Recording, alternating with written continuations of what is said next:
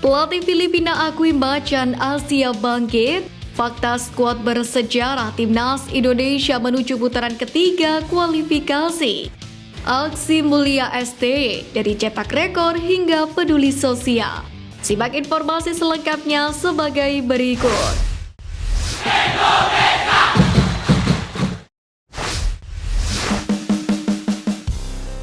Kagumi STY pelatih Filipina akui macan Asia bangkit.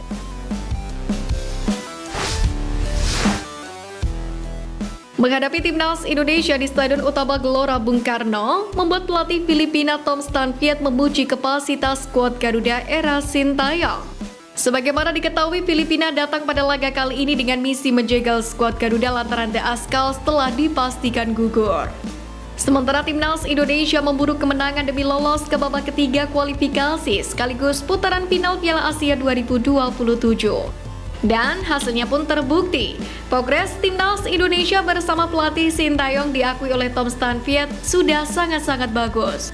Bahkan ia meyakini level skuad Garuda telah mendekati Jepang, Korea Selatan, dan tim-tim macan Asia lainnya.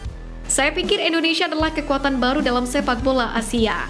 Saya tahu, kita semua tahu, tim dari Indonesia harus diakui sangat kuat dengan materi pemain-pemain bagus, pelatih sangat bagus, ucap Tom Stanfiet, seperti dilansir dari ASEAN Football. Menariknya, Tom Stanfiet juga mengakui bahwa Timnas Indonesia masih mengerikan meski tidak diperkuat oleh Jordi Amat. Pelatih berpaspor Belgia tersebut menilai, para pemain yang dipercaya Sintayong seperti Jesus, Justin Hapner, dan Rizky Ridho sama berkualitasnya seperti Jordi Amat. Tak ayal Timnas Indonesia saat ini memiliki skuad yang lebih matang.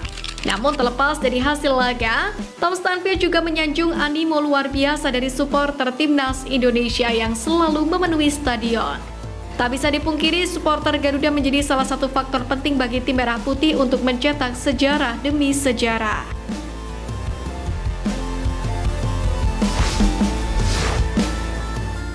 Fakta skuad bersejarah Timnas Indonesia menuju putaran ketiga kualifikasi.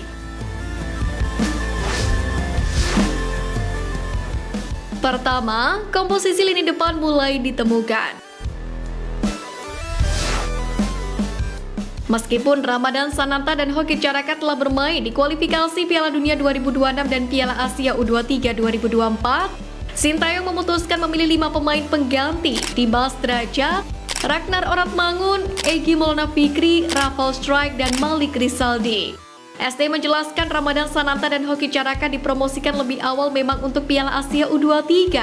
Selepas itu, pelatih asal Korea Selatan ini nampak telah memulai meracik komposisi utama lini serang skuad Garuda. Namun ST mengindikasikan bakal ada striker keturunan yang kemungkinan menggantikan Dimas Drajat. Kedua, lini belakang telah dimatangkan. Sintayong membuat kejutan dengan tidak memanggil nama Elkan Bagot. Namun para pemain seperti Jesus, Justin Hapner, dan Rizky Ridho telah menunjukkan kematangannya sebagai bek jangka panjang skuad Garuda. Belum lagi nama-nama seperti Nathan Chuaot dan Sandy Walsh yang bisa mengisi posisi bek tengah. Kendati demikian, Elkan Bagot masih berpotensi kembali memperkuat tim Merah Putih sebagai pengganti Jordi Amat yang telah mengalami penurunan performa. Ketiga, pemain jawara Liga 1 tidak jaminan. Dari 4 tim dari Liga 1 musim ini yang telah berlaga di Championship Series, praktis hanya Malik Rizaldi dari Madura United dan Nadeo Argawinata milik Borneo FC yang mendapatkan panggilan dari Sintayong. Namun keduanya juga tidak mendapatkan jaminan tempat utama. Bahkan di Persib Bandung seperti Mark Locke, Rahmat Irianto, dan Edo Febriansyah yang biasanya dipanggil oleh Sintayong, kini tidak masuk ke dalam daftar. Hal itu membuktikan bahwa level Liga 1 masih jauh dari kata kurang untuk mendapatkan tempat di skuad Garuda dan bersaing di kancah internasional.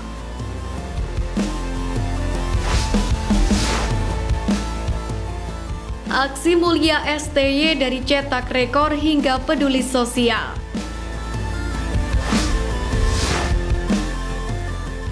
Fakta menarik datang dari pelatih Timnas Indonesia Sintayong yang bukan hanya hobi mencetak sejarah, namun juga peduli terhadap sesama.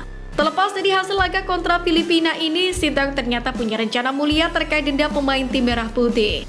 Pelatih asal Korsel itu berencana menyumbangkan denda pemain itu ke sebuah panti asuhan. Seperti yang diketahui, Sintayong dikenal sebagai pelatih tanpa kompromi dalam hal kedisiplinan. Asisten pelatih Yoo Jae-hoon pun menjelaskan, ST telah menerapkan aturan ketat untuk disiplin pemain timnas Indonesia. Tak main-main, ST akan memberikan denda uang semisal pemain telat datang ke tempat latihan. Hukuman untuk pelanggaran disiplin yakni denda Rp1.000.000 jika para punggawa Garuda telat 1 menit pun. Yoo Jae-hoon menjelaskan bahwa setidaknya ada 3 hal untuk kedisiplinan, yakni jangan terlambat saat makan tim, meeting, dan sesi latihan. Bahkan denda keterlambatan pemain sebelumnya hanya sebesar Rp500.000. Denda itu kemudian naik menjadi Rp1.000.000 demi memperkuat kedisiplinan para pemain. Menariknya, STY kemudian berencana akan mengumpulkan uang tersebut untuk diberikan ke sebuah panti asuhan pada akhir tahun nanti. Menurut Coach Yo, itu murni dari ide Coach Sintayong. STY sendiri beberapa waktu lalu memang sempat berkunjung ke pondok pesantren Darut Taubah Bandung. Sintayong kala itu menyumbangkan hadiah yang didapat usai memimpin timnas Indonesia tampil di Piala AFF 2020.